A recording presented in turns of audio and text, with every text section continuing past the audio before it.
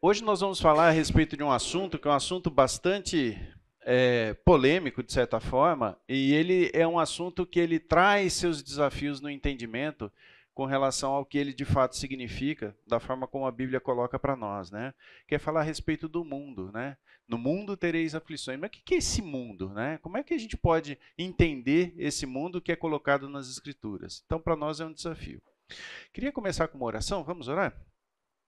Pai amado, muito obrigado por mais esse dia. Obrigado, Senhor, porque o Senhor é misericordioso e nos alcança, Pai, através da Tua palavra. Queria pedir nesse momento que Teu Espírito Santo esteja agindo no coração de todos aqui, que possamos aprender com a Tua palavra e, mais do que aprender, Pai, mais do que o entendimento, que a gente possa trazer para a nossa vida princípios, ó Pai, que nos fazem mais parecidos com Jesus. Princípios, Senhor, que nos auxiliam na comunhão com o Senhor. Agradecemos por esse tempo e pedimos em nome de Jesus. Amém. Então, falar do mundo, né, falar daquilo que acontece no dia a dia e que representa para nós um desafio de vida, é sempre um exercício de fé, muitas vezes. Porque nós temos que olhar a realidade das coisas, a realidade dos fatos, à luz da palavra. E nós vivemos cada vez mais numa sociedade em que aquilo que é sensorial ganha importância, inclusive, sobre o racional. Nós temos vivido tempos em que aquilo que eu sinto é mais importante do que aquilo que eu sei. Muitas vezes, aquilo que eu sei é questionado a partir daquilo que eu sinto. Então, e nós estamos no meio dessa sociedade. Muitas vezes, embora tenhamos valores firmados, muitas vezes separar essas coisas começa a ficar cada vez mais desafiador. Então, falar do mundo é muito desafiador com relação a isso. Então, qual é o nosso objetivo aqui hoje, né? Refletir a respeito do que é o mundo e os perigos que ele oferece a todos nós, lidar com tentações e cosmovisões distorcidas em função da queda.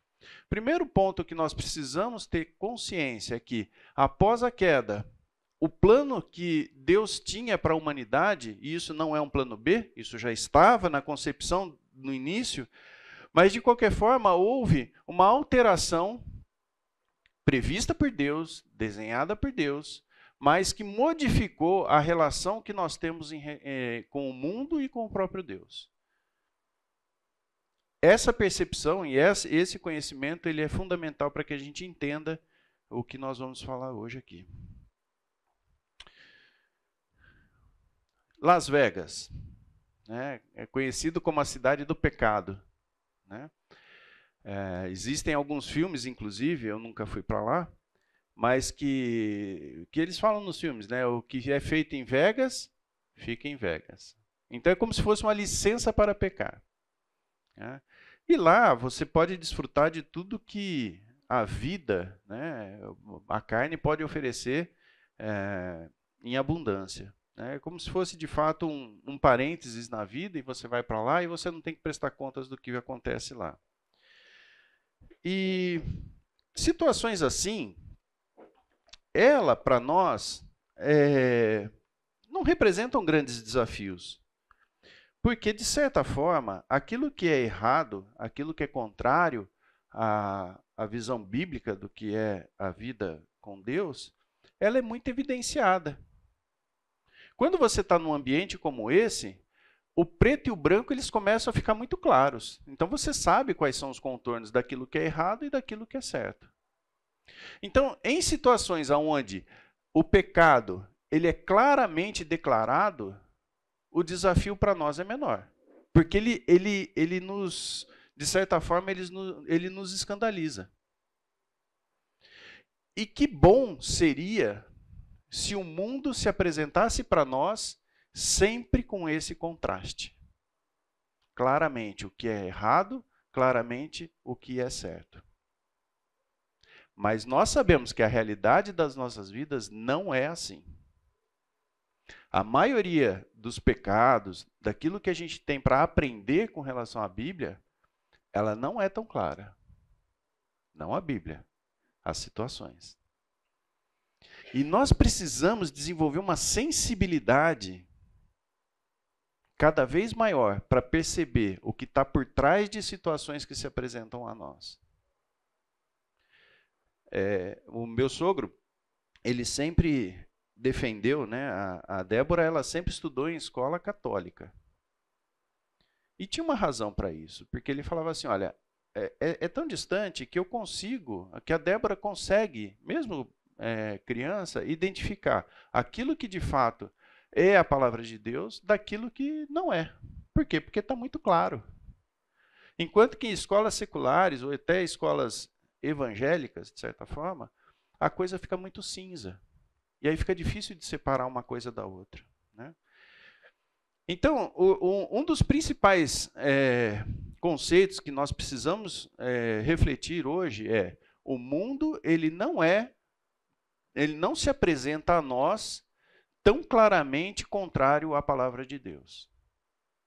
E somente o estudo da palavra traz à luz aquilo que de fato está errado com relação àquilo que são os princípios de Deus, que é o relacionamento com Cristo. E polir a nossa visão é pelo estudo da palavra, né? O que significa mundo, né? Então, na Bíblia, você vai encontrar essa palavra, que é a palavra cosmos, que pode ser traduzida como uma organização, uma constituição apta e harmoniosa, ordem ou governo. Ele ocorre na Bíblia 187 vezes. O que chama atenção é que somente no Evangelho de João são 58 vezes citadas a questão do mundo. Então, João trata muito a respeito do mundo, né? E ele tem 3 nuances quando você olha para essa palavra. Ela pode ser usada muitas vezes para traduzir o mundo físico, que é a Terra, né? Aquilo que a gente conhece de mundo. Ela pode ser o mundo caído, cujo príncipe é Satanás, e é uma oposição clara àquilo que é a criação, que é Deus. E você pode ter também o mundo sendo traduzido ou querendo dizer a respeito do novo céu e nova terra. Então, são 3 concepções que estão dentro da mesma palavra, que, ora, em função do contexto, nós vamos ter esses 3 entendimentos. O mundo natural, o mundo que é uma organização e é contrária a Deus, isso é importante que fique claro, e também com relação ao novo céu e nova terra, né? Se nós formos buscar lá o mundo original, né, como é que esse mundo acontecia? Vamos abrir ali em Gênesis 1:31.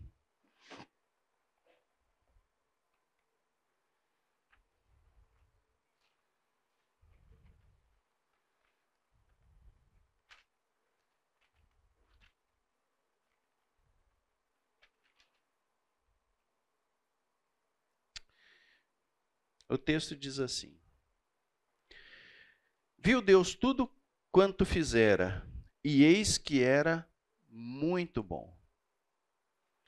Então, no 6º dia, no final da criação, quando Deus olha para aquilo que ele tinha criado, ele diz: é muito bom. E é a única vez que Deus fala muito bom. Das outras vezes ele tinha falado é bom. E essa última vez ele fala é muito bom. Logo após a criação do homem. Então, existia ali, na criação do mundo, uma avaliação do próprio Deus de que aquilo era muito bom. Esse é o mundo original. Texto seguinte, Gênesis 2, de 9 a 14. O texto diz assim: do solo fez o Senhor Deus brotar toda sorte de árvores, agradáveis à vista e boas para o alimento. E também a árvore da vida, no meio do jardim, e a árvore do conhecimento do bem e do mal. Até o 20, né? Até 14. E saía um rio do Éden para regar o jardim, e dali se dividia, repartindo-se em 4 braços. O primeiro chama-se Pison, que é o que rodeia a terra de Avilá, onde há ouro. O ouro desta terra é bom. Também se encontra lá o bidélio e a pedra de ônix. O segundo rio chama-se Gion, é o que circunda a terra de Cuxi. O nome do terceiro rio é Tigre, e o que corre pelo oriente da Assíria, e o quarto é o Eufrates. Então, o que a gente percebe nessa terra criada por Deus? Abundância, né? Todo tipo de árvore agradável aos olhos e para se alimentar. Abundância. O que mais? Gênesis 2,15. Tomou, pois, o Senhor Deus ao homem e o colocou no jardim do Éden para o cultivar e o guardar. Eu coloquei esse versículo aqui porque muitas vezes a gente entende que o trabalho é parte da maldição de Deus. Nós vamos ver que o trabalho já estava previsto por Deus antes. A questão é como que esse trabalho ou como que esse sustento será obtido, mas o trabalho já existia lá, né? E também o versículo 2 de 19 e 20. Havendo, pois, o Senhor Deus formado da terra todos os animais do campo e todas as aves dos céus, trouxe-os ao homem para ver como este lhes chamaria. E o nome que o homem desse a todos os seres viventes, esse seria o nome deles. Deu nome o homem a todos os animais domésticos e às aves dos céus e a todos os animais selváticos. Para o homem, todavia, não se achava uma auxiliadora que lhe fosse idônea. Então você percebe que o trabalho está presente lá no mundo original, né? Tinha regras também, 2:16 e 17. Que regra foi estabelecida? O Senhor Deus lhe deu esta ordem: de toda árvore do jardim comerás livremente, mas da árvore do conhecimento do bem e do mal não comerás, porque no dia em que dela comeres, certamente morrerás. Então, quem acha que regra foi após o mundo caído, lê do engano. A regra já existia no mundo original, dada pelo próprio Deus. E estavam nus e não se envergonhavam. Gênesis 2, 25. Ora, um e outro, o homem e sua mulher, estavam nus e não se envergonhavam. Isso não só entre eles, mas perante o próprio Deus. Então existia ali uma relação harmoniosa, de intimidade entre o homem e a mulher e o próprio Deus. Essa era a realidade do mundo original, né? E aí, então, acontece a queda. E quando acontece a queda, o que acontece? Gênesis 3, 22. Então disse o Senhor Deus: eis que o homem se tornou como um de nós, conhecedor do bem e do mal. Assim que não estenda a mão e tome também a árvore da vida e coma e viva eternamente. Por que Deus tirou o homem do jardim? Foi um ato de misericórdia, porque ele em pecado, comendo do fruto da árvore da vida, ele viveria eternamente. E para o plano de redenção, a condição para o homem ser redimido era a morte. Então, Deus tira o homem do Éden para que ele não coma da árvore da vida. E é interessante, se vocês depois quiserem olhar o texto em que Satanás tenta a mulher fala para ele, não, a da árvore que está no centro do jardim, nós não podemos comer. Só que a árvore que fica no centro do jardim era da vida, não era do bem e do mal. Mas para ela aquilo lá chamava tanta atenção que para ela estava no centro, né? Bom, o que mais mudou? O trabalho.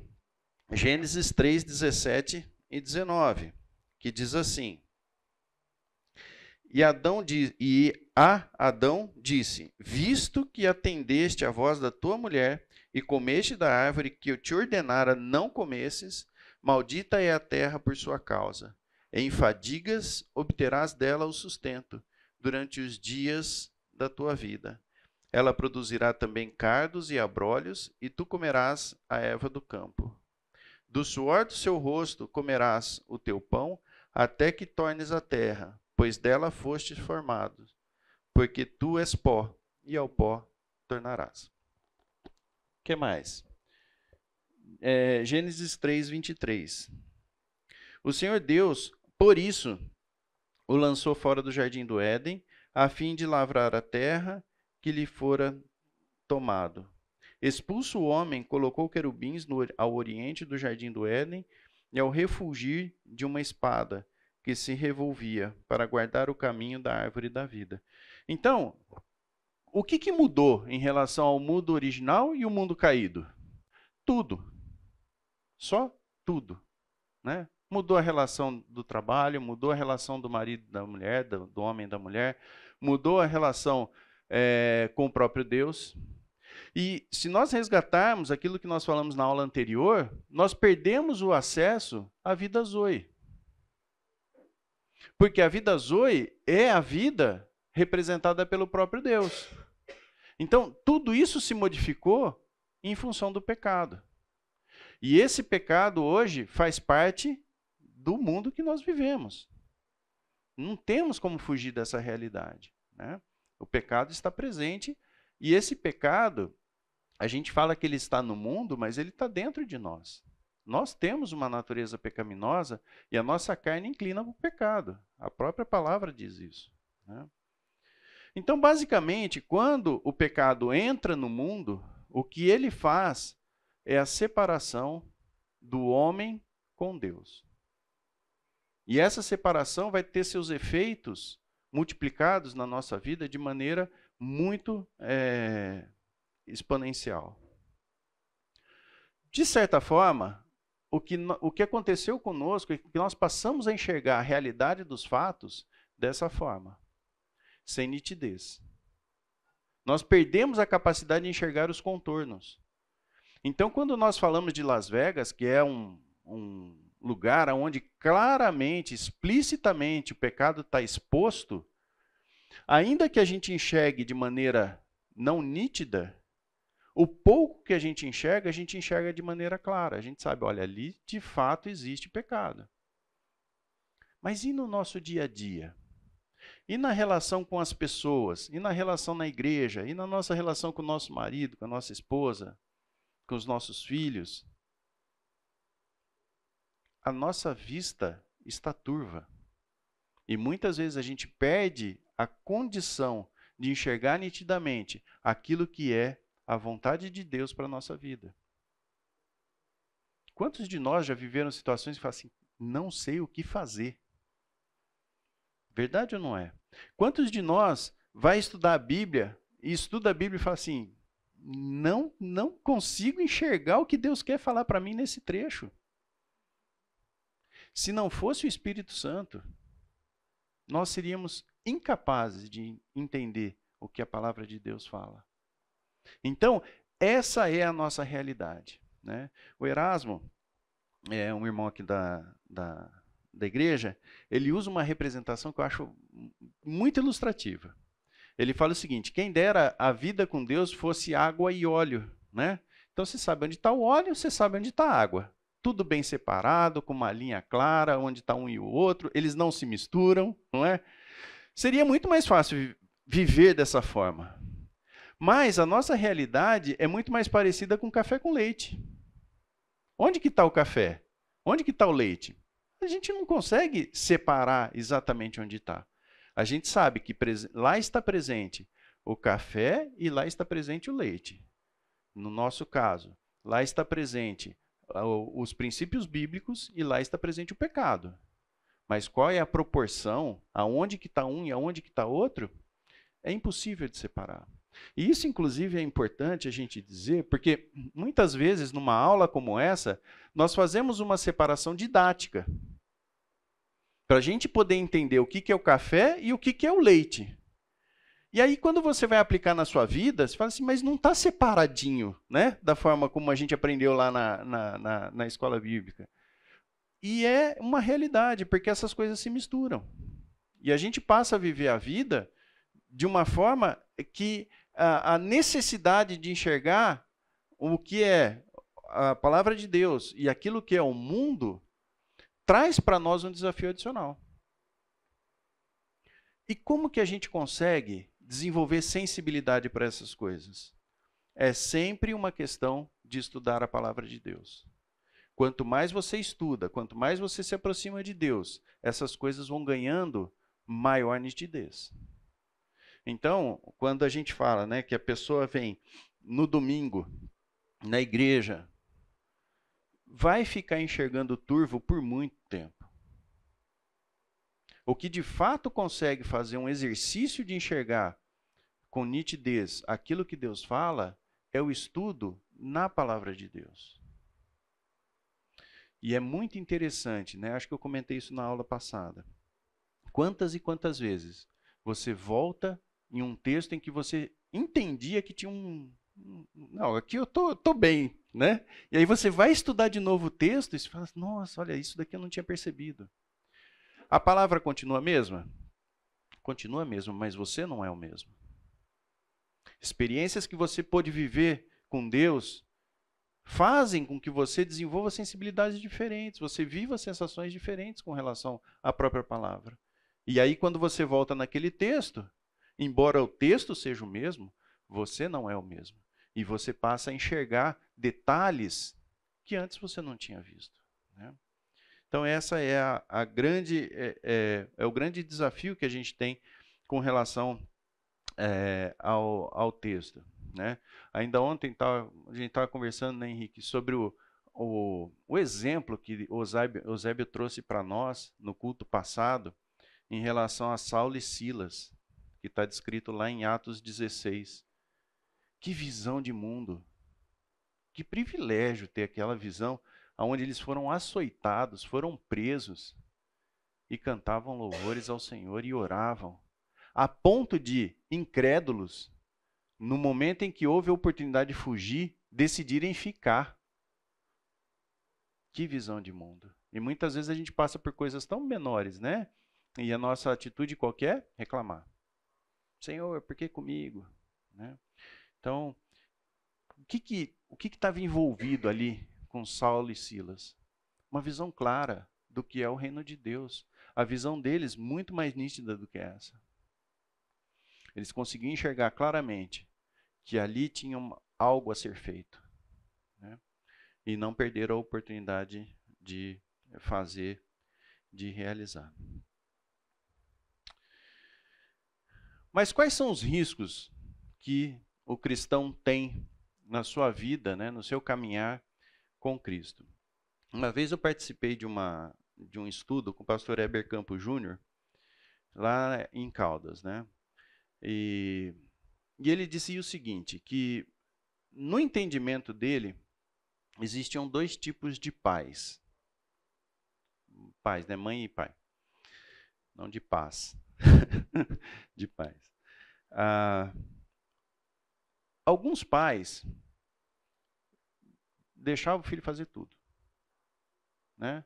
Não, porque ele vai encontrar o caminho dele, a gente ensina aqui a palavra, tá? Então pode tudo, pode assistir qualquer programa, pode fazer o que quiser, porque não tem problema, isso não afeta a vida do meu filho. E tinham pais que não podia nada, né? Então o filho não podia assistir televisão, não podia fazer determinadas coisas e tal. Então, são dois extremos, né? Um pode tudo, o outro não pode nada. E a questão que ele trazia para nós é que as duas posições estavam erradas. Tanto a do que não pode nada, quanto a do que pode tudo. E que mais que isso, que o nosso papel como pai é muito mais trabalhoso do que simplesmente proibir ou simplesmente deixar. Mas é acompanhar o filho para que o filho possa desenvolver a condição de avaliar e decidir aquilo que está de acordo ou não com a palavra de Deus. Então, por exemplo, assistir um filme ou assistir um desenho envolvia gastar tempo com o filho, né? Porque você vai ter que assistir junto com ele, falar, oh, filho, você viu aqui determinados pontos e tal, e você ensinar o seu filho a distinguir o que é correto, o que não é, e até trazer para ele argumentos, né, para que ele possa afirmar a sua fé. Que esse ensinarás o teu filho, né, ao caminhares, ao dormires, ao deitares. Por quê? Porque isso envolve um treinamento que é um treinamento contínuo e de vida prática. Dá trabalho fazer isso? Poxa, se dá. Mas é o caminho, né? É o caminho que a gente deve seguir. E nós, de certa forma, também vivemos esse dilema em vários papéis que a gente desenvolve na nossa vida, né? Quando a gente fala a respeito de profissão, né? Qual que está em maior desacordo com a palavra de Deus? Aquele que é super dedicado e que, em função dessa dedicação, não tem tempo para mais nada? Ou aquele que é relapso, que é preguiçoso? Qual dos dois está errado? Percebe? É o mesmo exemplo. Os dois estão errados. Porque existe uma medida, que é a medida da palavra que Deus coloca para nós, que é o correto no exercício da sua profissão. Outro tema, né? O relacionamento conjugal. Qual é o limite? Qual é a medida? Aquele marido que talvez seja muito autoritário ou aquele marido que é um banana? Como saber isso? Percebe que em todos os nossos papéis que a gente desenvolve na nossa vida, você pode caminhar para extremos. E todo extremo colocado à luz da palavra de Deus, ele está errado, porque, de certa forma, você desliga a tua capacidade de julgamento e de exercício daquilo que são os conceitos colocados por Deus para uma posição mais confortável. Qualquer uma dessas posições não te dá trabalho, né? Então, de novo, né? Qual que é a saída para a gente ganhar sabedoria, que é a sabedoria que vem lá do alto? É o estudo da palavra. Aonde que a gente ganha esse equilíbrio entre os extremos? Olhando para aquilo que a palavra de Deus fala, né? Mas alguns riscos. Uma vez eu e a Débora fizemos uma viagem para comemorar 15 anos de casado, né? Período gostoso. Visitamos lugares que a gente sonhava em conhecer. Fomos também com um casal de amigos muito queridos nossos, visitamos, comemos coisas diferentes, tudo muito bom. E o quanto que esse tipo de experiência, de certa forma, faz com que a gente perca um pouco da noção do que de fato é o mundo, né? Foi maravilhoso, né? Gostaria de fazer de novo e tal. Mas a gente precisa estar atento a isso. Em que momentos de muita abundância, momentos de muita desfrute, vamos dizer assim, que é proporcionado pelo próprio Deus, e isso não tem nenhum problema, tá? Não quero aqui pregar que é errado esse tipo de coisa. Não é errado. Mas em momentos assim, a gente corre um risco de perder de vista aquilo que de fato importa. Esse é o risco que a gente corre. Tem pessoas que lidam melhor com isso, mas tem pessoas que não têm maturidade ainda para lidar com isso. E acho eu que o ser bem-sucedido é uma das lições mais difíceis que pode ser colocada na vida de um crente, né? Se a gente olhar a história do jovem rico, né? O que acontece ali? Quando Jesus fala, vende tudo que tens e siga-me, o que ele ficou? Ficou triste. Por quê? Porque era apegado a tudo aquilo que ele tinha. Então, de fato, ser bem-sucedido, né, ter muitas questões à disposição, acaba trazendo para cada um de nós o desafio de permanecer fiel. E nós conhecemos inúmeros exemplos de pessoas que são bem-sucedidas e têm, né, o coração na obra e são, enfim, de forma alguma estou pregando contra isso, mas eu acho que assim, é um risco. Nós temos que, o tempo todo, rememorar quem nós somos e para que nós estamos aqui. É muito bom estar por aqui. Viver numa condição de desfrutar o que a vida tem de bom, daquilo que está no nosso alcance, ao nosso alcance. Uma vez perguntaram para Rockefeller, né, a respeito de quanto dinheiro era suficiente, e ele falava, um pouco mais. Né? Quanto de dinheiro é suficiente? Um pouco mais. Né? O desafio está em conseguir se manter santo em meio a um ambiente rodeado de luxo. Porque existem questões voltadas ao luxo que são que elas nos embaçam a vista, né? Então é importante que a gente tenha sempre essa consciência. O sucesso também, né? sucesso, prestígio, poder. São temas difíceis para qualquer pessoa conseguir se manter firme e, ao mesmo tempo, lidar bem com essas questões. Então, são riscos que estão presentes na nossa vida e que nós devemos, à luz da palavra, conseguir administrar de uma forma que glorifique o nome do Senhor. E só o estudo da palavra que vai trazer para nós uma nitidez maior de como lidar com cada um desses aspectos. Nós não podemos perder de vista que tudo isso está debaixo do plano de Deus para as nossas vidas. Então, lembra qual era o compromisso primeiro de Deus na nossa vida? É formar em nós o caráter de Cristo. Esse é o plano primeiro de Deus na nossa vida. Se as coisas estão acontecendo dessa maneira, e Deus está no controle sempre, então, ok. Mas nós precisamos estar atentos a tudo isso, né? Essas coisas podem nos inebriar. Vamos abrir em 1 João 2,16.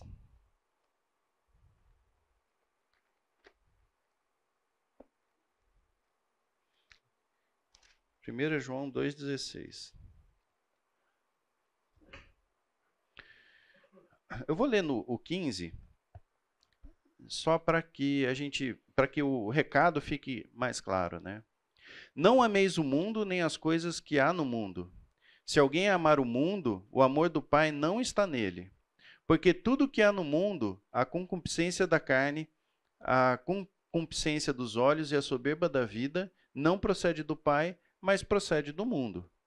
Então, quando a gente olha a respeito do que é o mundo, a gente tem que entender que o mundo ele oferece para nós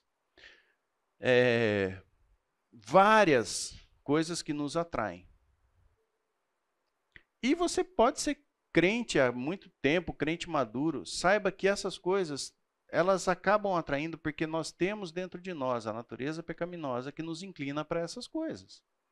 Nós não fugimos disso. E isso pode ser diferente para cada uma das pessoas. Tem pessoas que são muito apegadas ao dinheiro. Tem pessoas que são muito apegadas ao prestígio. Tem pessoas que são muito apegadas a outras questões que são colocadas para nós. Né? E o que é a concupiscência da carne? É aquela questão dos prazeres da vida, né? Prazeres sexuais, sensações. Né?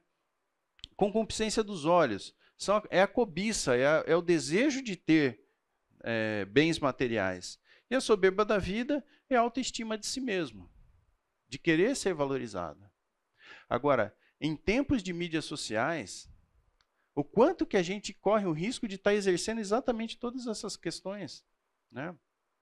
Qual tem sido a nossa motivação quando a gente posta alguma coisa nas mídias sociais? Né? A gente precisa examinar isso, sabe? Porque uma das estratégias de Satanás, e por isso eu usei o exemplo de Las Vegas, é disfarçar coisas que são ruins com um ar de coisa boa. Essa é a estratégia mais eficaz que existe, porque você começa a pecar sem ter a devida consciência de que você está pecando. E se você não tem consciência do que você está pecando, primeiro, você não confessa. E segundo, você não corrige o seu caminho. Então, muitas vezes, a gente precisa estar atento, porque o Satanás ele não vai aparecer para você como um capeta vestido de chifre. E tal. Não é assim que ele age. Ele é sutil. Numa coisa boa, em função do pecado, pode se tornar algo extremamente ruim, contrário a Deus. Isso se chama iniquidade. É quando você usa algo bom para produzir algo ruim. Quantos de nós muitas vezes falam assim, né? Eu lembro até de uma piada que o Fernando contava, né? Diz que 3 pastores foram se reunir e decidiram ali se edificar mutuamente, né? Então o primeiro pastor falou para os outros 2, olha, eu preciso confessar para vocês, eu tenho muito problema com a sexualidade, muito problema. E eu peço para que vocês orem por mim. O segundo pastor falou assim, olha, eu tenho muito problema com dinheiro. E eu preciso de fato que vocês orem por mim. E aí o terceiro pastor falou assim, gente, meu problema é fofoca. Ou seja, né, os outros 2 acho que não dormiram mais depois daquele dia. Então, assim, nós precisamos o tempo todo estar atentos quais são as nossas dificuldades. Porque o pecado e o mundo, ele se apresenta de uma forma extremamente atrativa para nós. Então, as mídias sociais, aquilo que de fato pode estar por trás da postagem, pode não ser algo tão santo assim. Pode não ser algo que, não, eu estou compartilhando aqui porque, puxa vida, queria, né, abençoar os irmãos, né, com aquelas bênçãos que eu tenho recebido.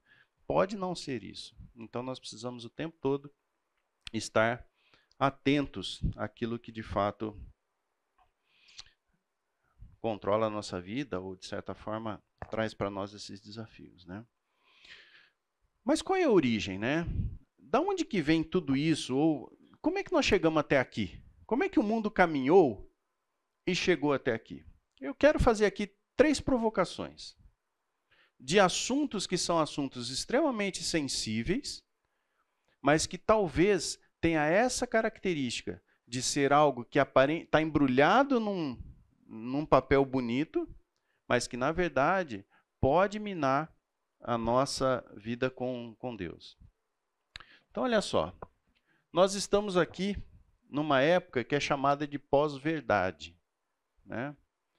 O que é a pós-verdade? É uma relativização,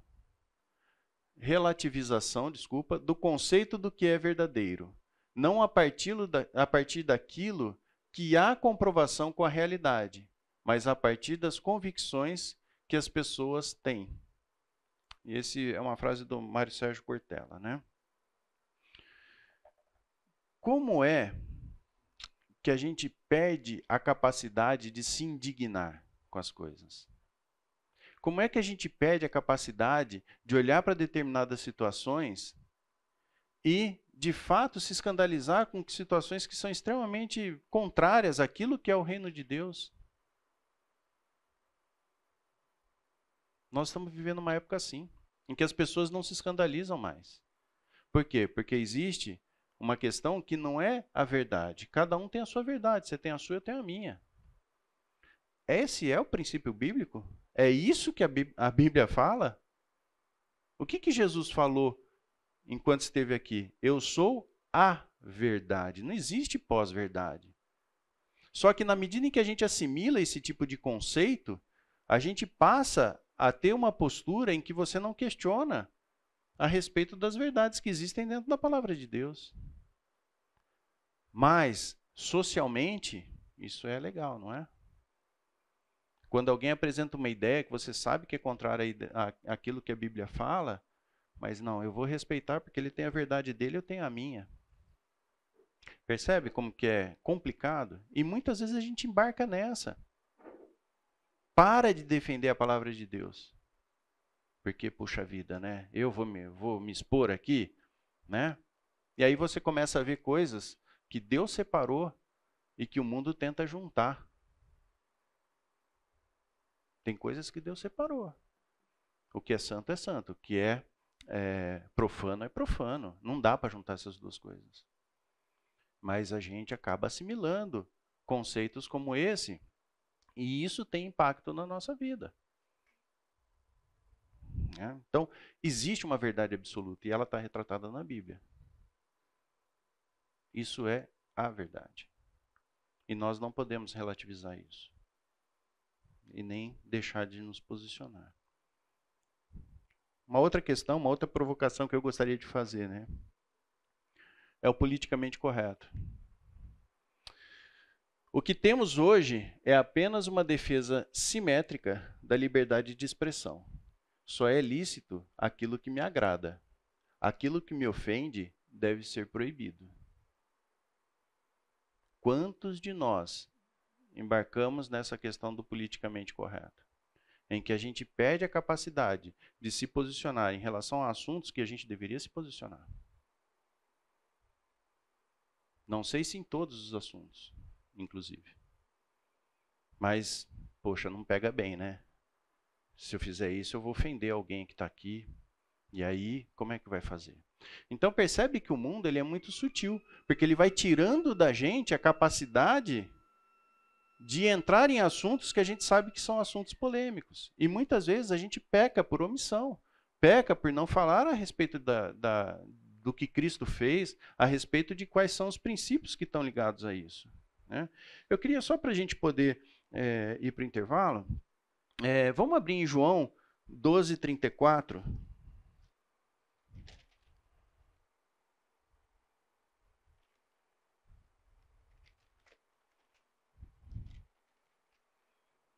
Para a gente olhar um exemplo de Jesus. João 12:34. Replicou-lhe, pois, a multidão: nós temos ouvido da lei que o Cristo permanece para sempre. Deixa eu só ver se é isso mesmo. 12:34.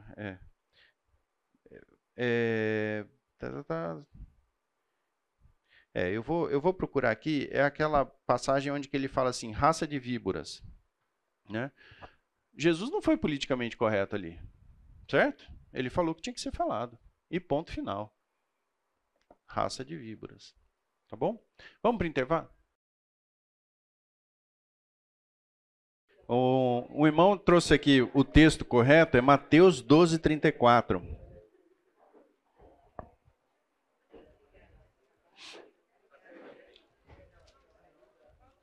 Mateus 12:34.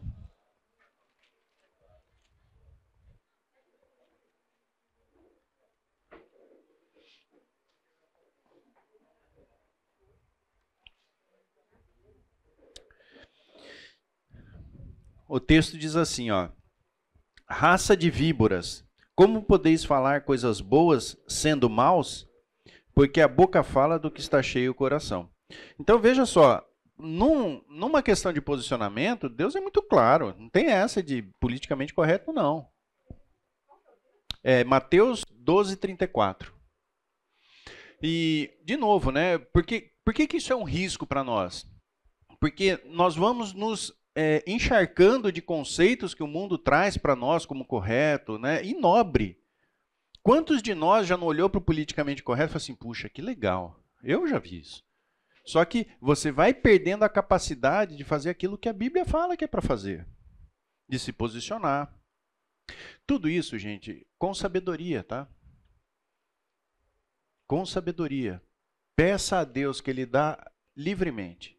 Com sabedoria, porque também não adianta você virar alguém em que as pessoas perdem a confiança em você. Um dos princípios e a grande comissão nossa é pregar o evangelho. Então, não dá para você... Paulo fez isso, né? Me fiz de muitas coisas com todos para poder chegar a alguns. Então, assim, onde está a sabedoria quando o assunto é politicamente correto? Tem que olhar nas escrituras, porque tudo que a gente tem que fazer com amor. Percebe como são vários conceitos ligados para que você possa interpretar isso daqui de uma maneira correta? E isso você não ganha estudando uma vez por semana na igreja.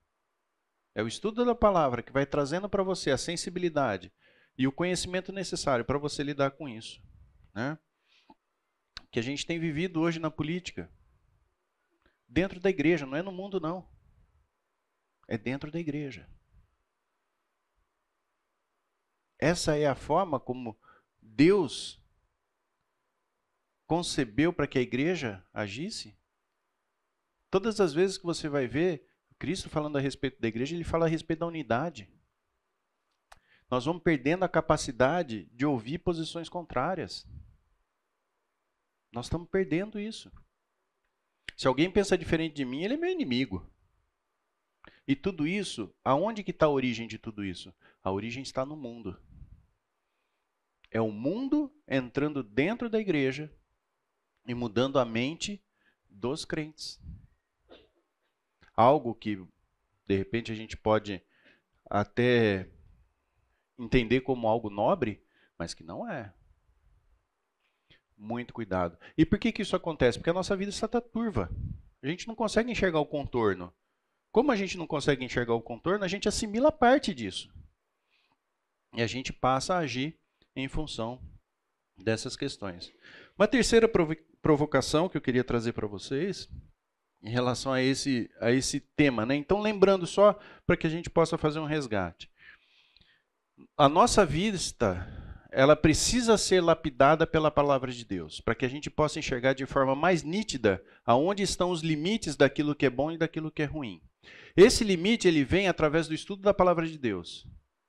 E muitas coisas hoje que o mundo apresenta para nós com um pacote, né, com um embrulho de coisas boas, na verdade, é contrário àquilo que Deus prega. Então nós falamos aqui a respeito do politicamente correto, nós falamos a respeito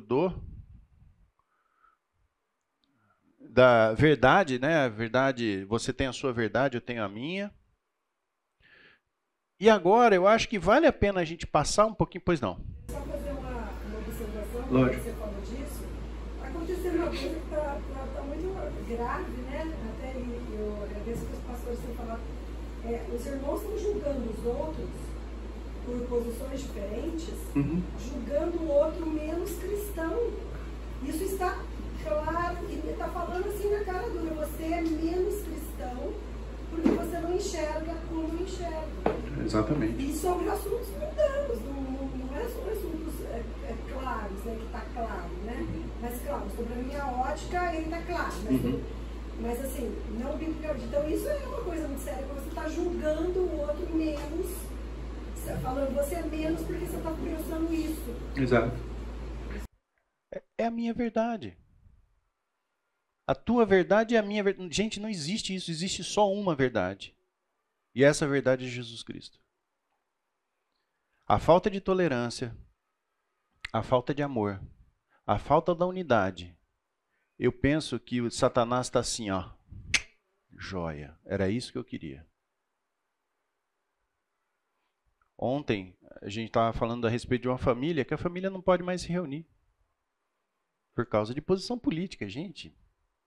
É insano pensar um negócio desse. Se você tem uma posição política diferente da minha, qual é o problema?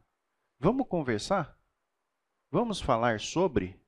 E eu acho interessante é que, em discussões assim, e eu não entro muito nessas discussões, tenho que confessar isso para vocês.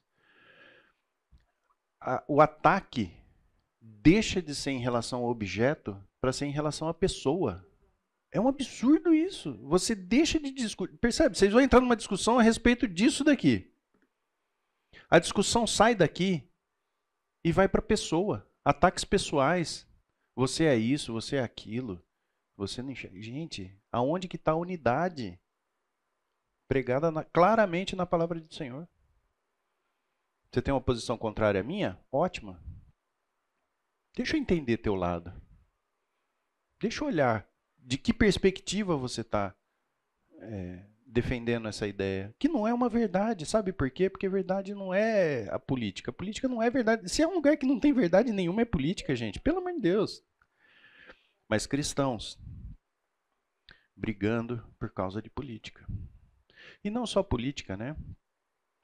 Feminismo e machismo invadindo a igreja, educação de filhos, tantos temas que deveriam estar alicerçados na palavra do Senhor, estão se perdendo com uma áurea de coisa boa. Eu falo isso para o Tiago, para o Tomás e para a Thaís, que são os meus filhos. Eu não sei como vocês vão criar seus filhos, mas eu espero que a gente tenha dado exemplo para vocês. Nós fizemos uma viagem agora para Curitiba, a Thaís não pôde ir por causa do trabalho, mas fomos eu, Débora, Tiago e Tomás. 6 horas dentro de um carro, batendo papo e dando risada. Que privilégio. Isso é graça e misericórdia de Deus. Não é mérito meu, nem da Débora. É graça e misericórdia de Deus. Mas existem princípios a serem aplicados na vida dos filhos. E o que a gente vê hoje? Gente, a Débora foi professora de escola infantil.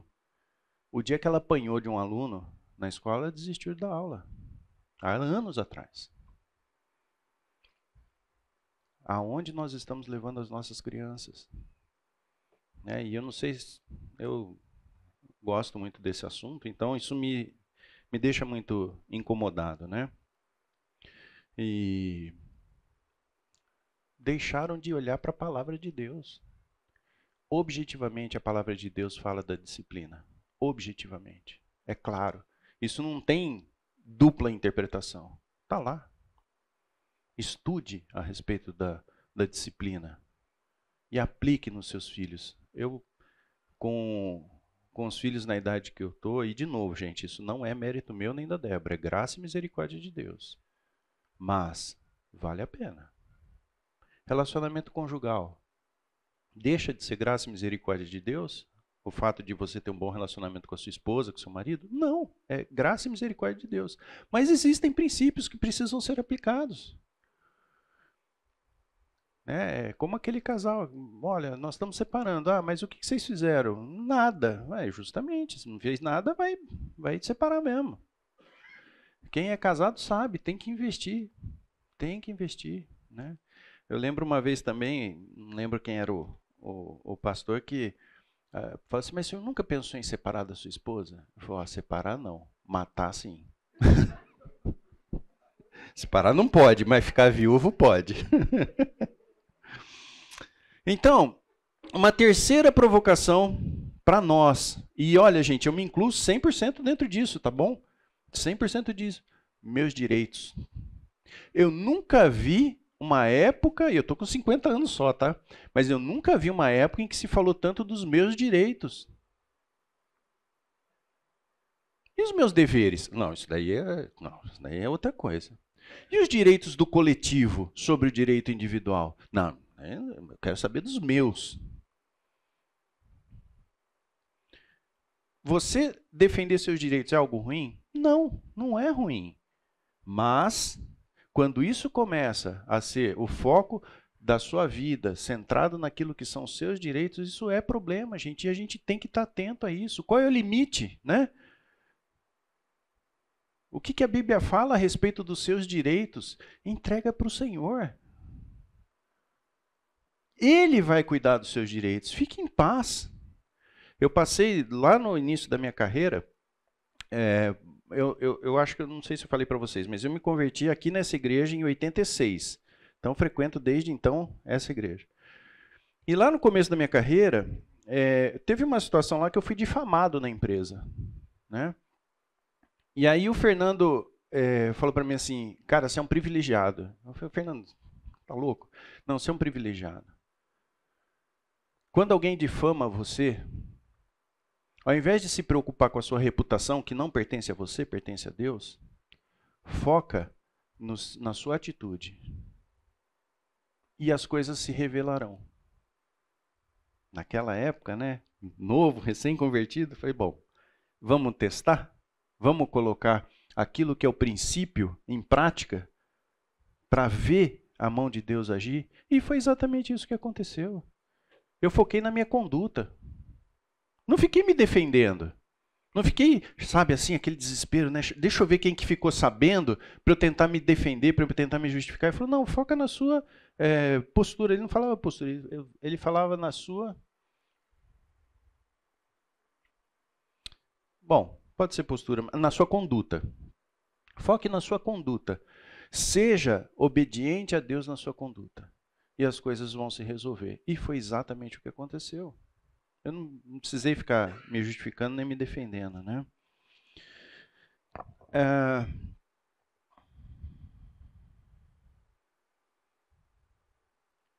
Mas, né? O que Jesus fez com seus direitos? Quem mais tinha direito aqui nesse mundo do que Jesus? E o que ele fez? Abriu mão em favor de nós. Esse é o exemplo. Se Deus tem como propósito formar o caráter de Cristo em nós, faz sentido a gente ficar defendendo os nossos direitos? Nenhum. Olha o que Jesus fez por nós, né? Não teria razão para a gente falar de outra forma a respeito disso. Pois não. Só complementando aí, né? Você acabou de dizer, né? Salmo 37, versículos 4 e 5 dizem assim, né?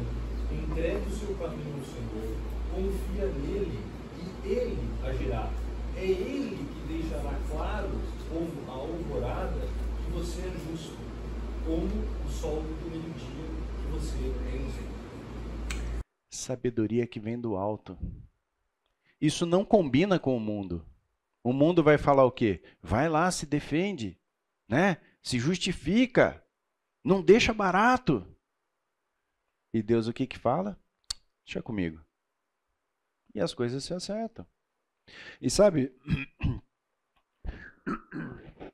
o que eu acho que falta muitas vezes para nós é vivermos experiências como essas. Não é um milagre do Deus aparecer aqui para você. Se isso acontecer, seria sensacional, mas percebe, são experiências que você passa a ter com Cristo, a ter com Deus, que reforçam a tua fé. Agora, na nossa natureza, a gente sempre quer ter o controle das coisas. Então surge alguma coisa, a gente quer agir. Quando, na verdade, muitas vezes o que a gente precisa é descansar. E como é difícil descansar, sabe por quê? Porque a nossa natureza quer ter o controle das coisas. Nós somos assim. Depois da queda, nós passamos a ter sede de glória, por causa da nossa vida psique, e desejo de controle. Então, toda vez que foge do nosso controle, isso traz para nós uma sensação de insegurança, porque não somos nós que estamos controlando, mas, meu amigo, você é o pior cara que tem para controlar. Entrega. E como é difícil entregar, não é mesmo? Então, são 3 provocações que eu coloquei aqui para que a gente possa pensar. Quando vem um conceito que a sociedade está falando para você, olha, o certo é ser politicamente correto. Olha, o certo é você defender os seus direitos, né? Cuidado, cuidado. Firma teu pé na palavra de Deus. Quando Deus fala a respeito de pessoas que são levadas a todos vento de doutrina, é isso aqui. Vem alguém, vem com o canto da sereia, né? E você vai atrás e começa a defender sem saber muitas vezes qual é a base para aquilo que está sendo dito. E a base para aquilo que está sendo dito, você só vai conseguir avaliar se você estiver firme na palavra de Deus. A palavra de Deus, ela tem o primeiro princípio de mostrar para você o quanto você é pecador, o quanto você é incapaz de chegar a Deus. E uma vez que você entende isso, ela passa a exercer um papel na nossa vida, que é um papel de ensinar princípios, ensinar aquilo da sabedoria que vem lá do alto. Essa é a função da palavra de Deus. Mas como nós falamos, né? Por que isso nos atrai tanto, esse tipo de pensamento, né? Que é um pouco assim, né? Intelectual, né? Culturalmente bacana e tal. Porque isso combina com a nossa natureza. Harmoniza, né? Então, você pega um coração que tem o pecado presente. Nós estamos livres do poder do pecado, mas não da presença do pecado. E aí você traz um discurso que é um discurso que é música para os nossos ouvidos, a gente embarca. Nós somos assim, né? Então são exemplos, esses 3, né, que eu trouxe aqui, de posições, e teriam outros, tá? Globalização, questões políticas, teriam outros exemplos. A nossa sociedade, ela vive de discursos que são música para o nosso ouvido, mas a gente precisa ter cuidado, porque senão a gente embarca nisso mesmo, né? Então, isso daí é um discurso que a gente tem que tomar cuidado. Por quê? Porque isso satisfaz a nossa sede de glória e o desejo por controle. Então, quando a gente fala a respeito dos nossos direitos, né, e politicamente correto e outras coisas como essa, isso traz para nós um afago na nossa natureza pecaminosa. E por isso que ele é tão perigoso, né? Mas qual que é a realidade do mundo? Né? Nós falamos a respeito de como que o mundo se apresenta para nós, com um discurso bacana, bem articulado, que nos afasta de Deus, e isso deixa Satanás muito satisfeito, né? Porque se você não percebe que aquilo é pecado, você não confessa. Se você não confessa, você não muda. E se você não muda, você perde a comunhão com Deus. A estratégia do diabo é essa, né? Então, qual que é o mundo verdadeiro, né? Aquilo que é a realidade? João 16, 33. João 16, 33.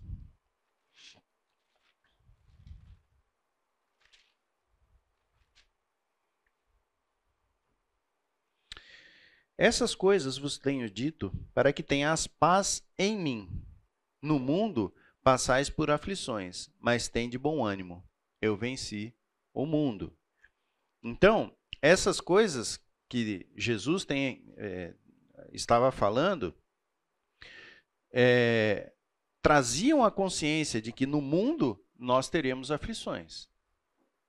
Mas tenha paz em quem? No conceito do mundo? Não, paz em mim. Ou seja, na medida em que a gente tem Jesus como nosso Senhor, Salvador, a paz nós vamos desfrutar com Ele, não com o mundo.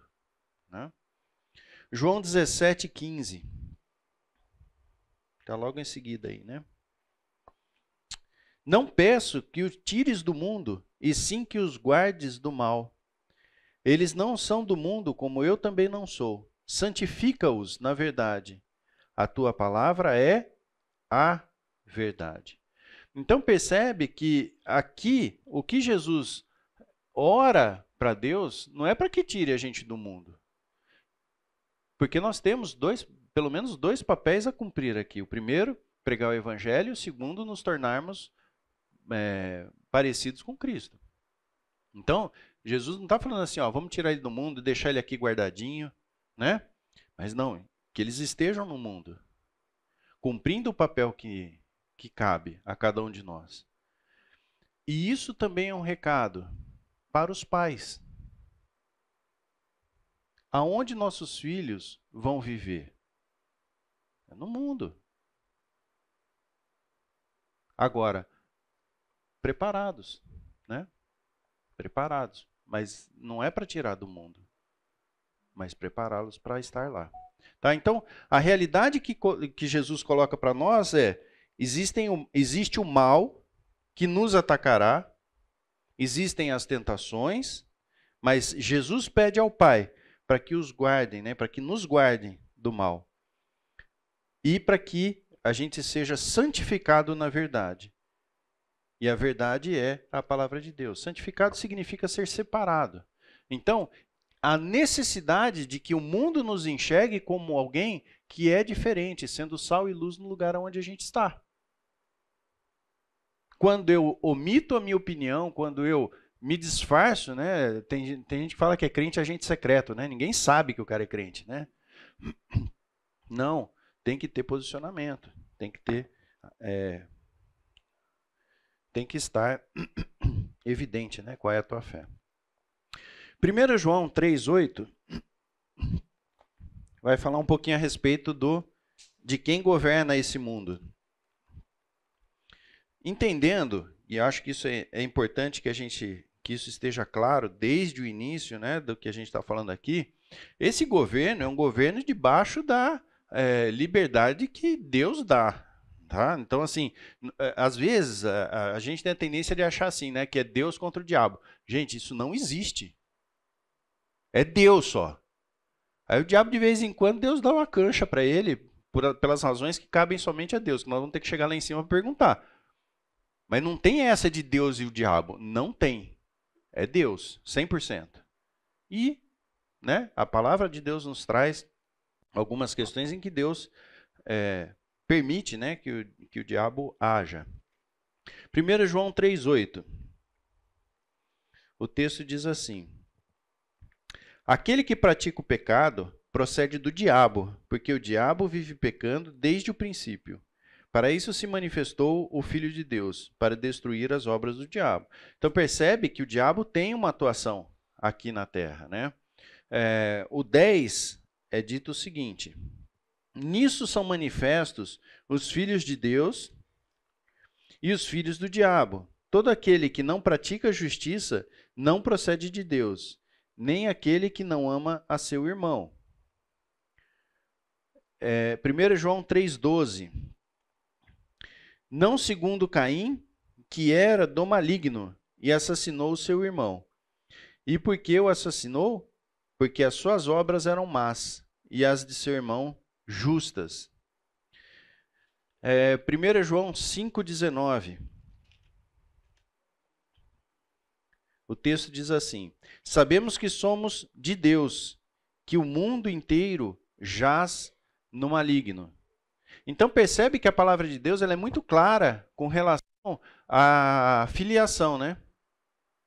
Existe o mundo e a gente não pode ignorar isso, e existe os filhos de Deus. E nós estamos em constante conflito com isso. Mas nós não podemos perder de vista que esse mundo, debaixo da permissão de Deus, é governado por Satanás. João 14:34. João 14:30.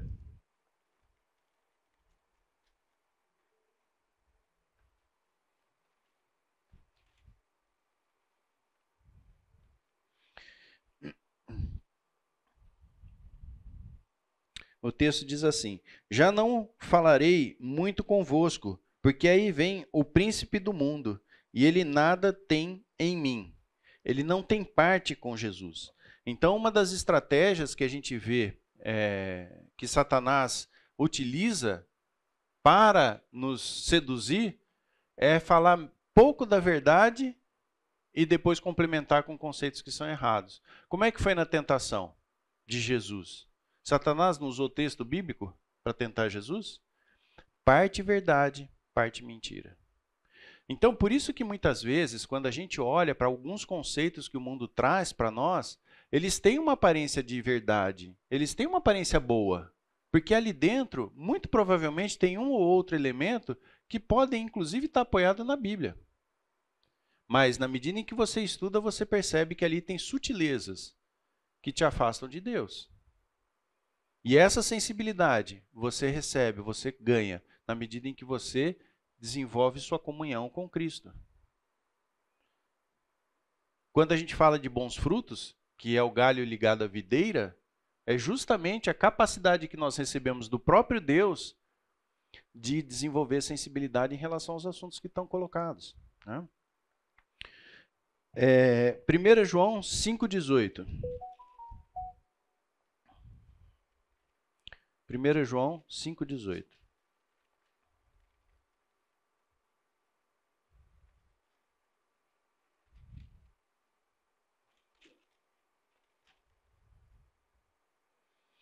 Sabemos que todo aquele que é nascido de Deus não vive em pecado. Antes, aquele que nasceu de Deus o guarda, e o maligno não lhe toca. Então, existe algumas correntes de estudiosos sérios que tratam a respeito dessa questão se o maligno toca ou não toca. Tá? Então, a Bíblia tem textos que permite uma interpretação onde 100% das vezes o maligno não toca, mas também existem correntes de cristãos sérios, estudiosos sérios, que defendem que o maligno pode tocar em determinadas circunstâncias, sempre, sempre, sempre, sempre, sob a ótica e sob a permissão de Deus. Basta falar de Jó, não é? O que o diabo fala lá no começo do livro? Jó quer dar uma peneirada O diabo quer dar uma peneirada em Jó. E não adianta a gente falar assim, não, mas Jó não era um cara legal. Quem fala a respeito de Jó é o próprio Deus. Agora, o que é muito interessante a gente perceber é que Jó, no final de toda aquela experiência, que do ponto de vista humano foi uma experiência ruim, ele recebe o prêmio máximo, que era: antes eu te conhecia de ouvir falar, agora meus olhos te veem. Quantos de nós estaria disposto a passar pelo que Jó passou para poder ter esse prêmio? Não é? E ele já era fiel. Mas ele precisou passar por tudo isso. Se você pega a descrição, né, de Deus em relação a Jó, você vê que ele já era alguém muito diferente daqueles que estavam contemporâneos a ele. Mas ainda assim, Deus permite que o diabo toque na vida dele, para que ele pudesse ganhar essa visão mais aprofundada de quem é o próprio Deus. Agora, é interessante a gente perceber que no Novo Testamento, a ênfase maior, quando a gente fala a respeito de santificação, não são as obras do diabo. No Antigo Testamento, era muito presente a questão dos endemoniados e tal. No Novo Testamento, você vê menos citações a respeito disso, o que significa que não acabou, que pode não ter acabado, não estou defendendo essa posição aqui, mas a ênfase no Novo Testamento, ela é toda voltada para aquilo que você, como cristão, precisa desenvolver em relação à santificação. Uma suspeita que eu tenho, e aqui é uma suspeita mesmo, é por causa da atuação do Espírito Santo, que mudou. O que mudou do Antigo Testamento para o Novo Testamento? A posição do Espírito Santo. Antes o Espírito Santo atuava pontualmente. E a partir do momento em que Jesus é assunto aos céus, o Espírito Santo desce e passa a habitar dentro de nós. Então, isso, gente, é uma interpretação pessoal, tá?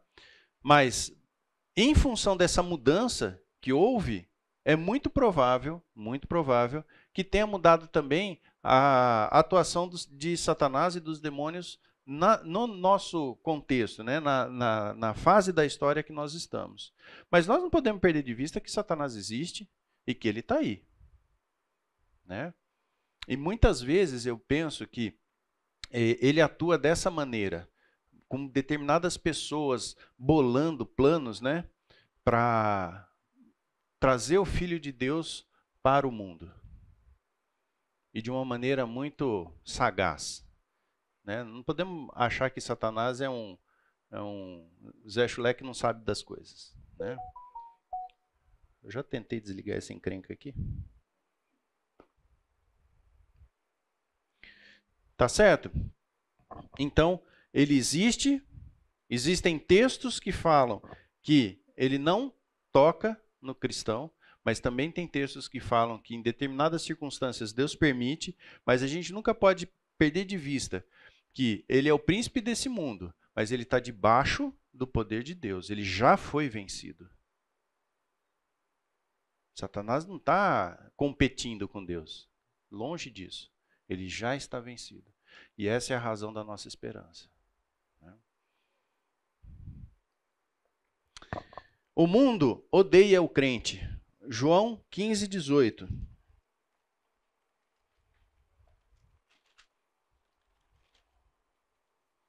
O texto diz assim: se o mundo vos odeia, sabei que primeiro do que a vós outros, me odiou a mim. Isso é Jesus falando. Então, o mundo odeia Jesus, assim como ele vai odiar nós. Essa é a realidade do mundo. Quando a gente olha para aquilo que o mundo prega, né? Olha lá, a paz, não sei o quê. Gente, isso é balela. Isso é como se fosse um descanso de tela, né? Na hora que você aperta lá por trás, tem um programa rodando lá, que é um programa que quer te afastar de Deus. E não que você seja uma pessoa, né, melhor e tal. Isso tudo é balela. Tá?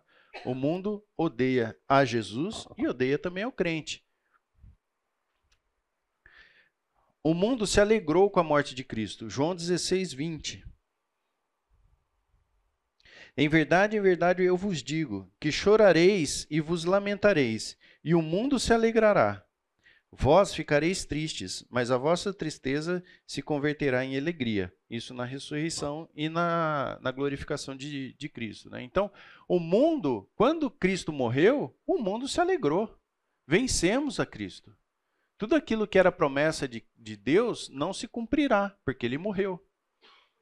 Depois ele ressuscitou.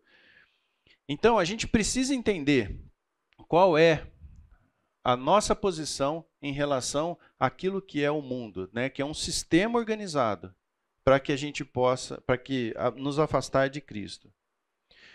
Um outro conceito muito importante que nós precisamos ficar atento está em João 4:1, 1 João 4:1. O texto está ali, né? Amados, não creiam em qualquer espírito, mas examinem os espíritos para ver se eles procedem de Deus. Porque muitos falsos profetas têm saído pelo mundo. Esse alerta não é feito só aqui em 1 João, em Apocalipse tem bastante também, mas nos alertando de que existem pessoas que são falsos profetas. E o falso profeta, uma da características que ele tem, ele consegue conversar muito bem com a nossa natureza pecaminosa. E sempre ele traz algo que é aparentemente bom, que faz sentido, mas que por trás a missão primeira é nos separar de Deus. É nos fazer perder a comunhão com Deus. Tá? Então, muito cuidado, nós precisamos ter cuidado com os falsos profetas. Né? E eu queria deixar esse salmo para que a gente pudesse levar ao longo da semana. Guardei a tua palavra no meu coração, para eu não pecar contra ti. Salmo 119, 11. Está muito ruim ali, né? Ficou azulzinho, ficou ruim. Que nesta semana, esse salmo nos incomode todos os dias. Que a gente possa desenvolver um amor por essa palavra, que permita que tenhamos, assim, prazer no estudo da palavra. Que possamos olhar a palavra de Deus como sendo o momento mais precioso do dia. O momento em que a gente vai estar aos pés de Jesus, nos preparando, porque o mundo não é um mundo amigo de Deus. E nós estamos nesse mundo. Que possamos, nessa semana em especial, nos apaixonar pela palavra de Deus. Trocar qualquer imagem que a gente tenha de sucesso, de prazeres da vida, não porque essas coisas têm alguma coisa de errado em si mesmo, mas porque existe algo muito melhor,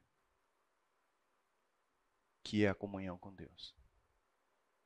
Se nós estamos firmes, alicerçados naquilo que é a verdade, a gente tem condições de enfrentar qualquer ataque do diabo. A gente tem condições de enfrentar qualquer situação. E uma coisa que eu gostaria também de deixar para vocês.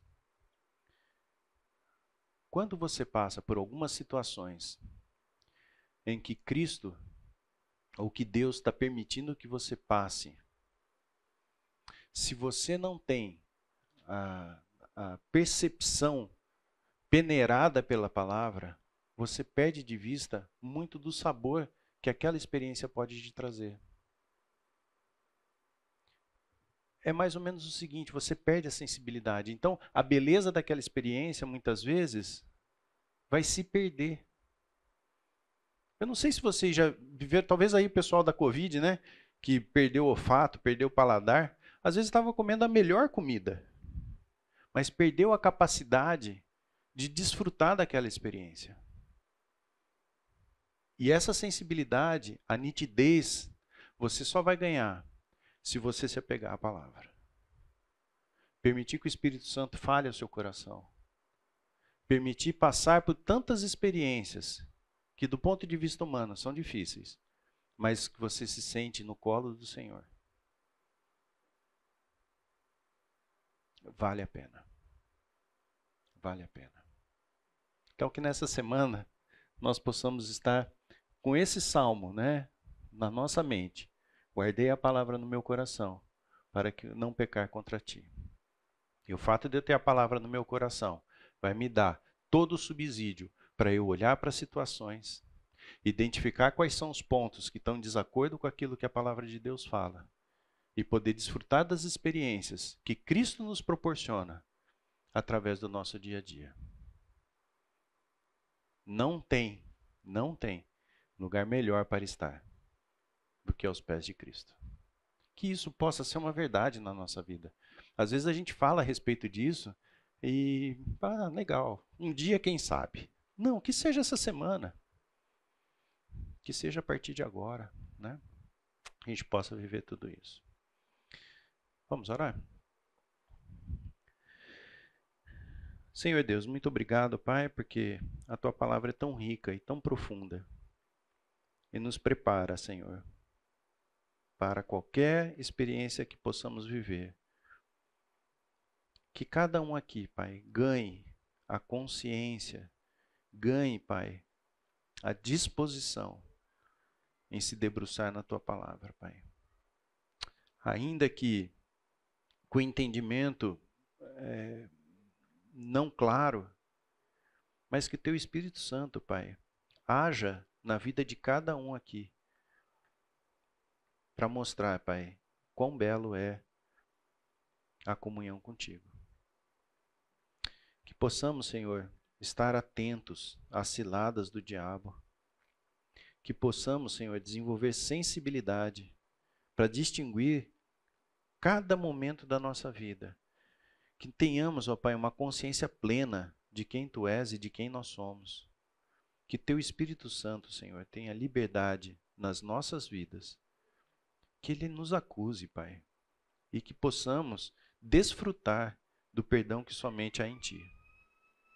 Abençoe essa semana, Pai, e que possamos firmar um compromisso de estudo na Tua palavra, de desenvolvimento do Teu caráter nas nossas vidas, Pai. E sabemos que isso só é possível porque primeiro o Senhor nos amou. E sabemos, ó Pai, que esta obra é a obra que o Senhor providenciou através do Seu Espírito Santo.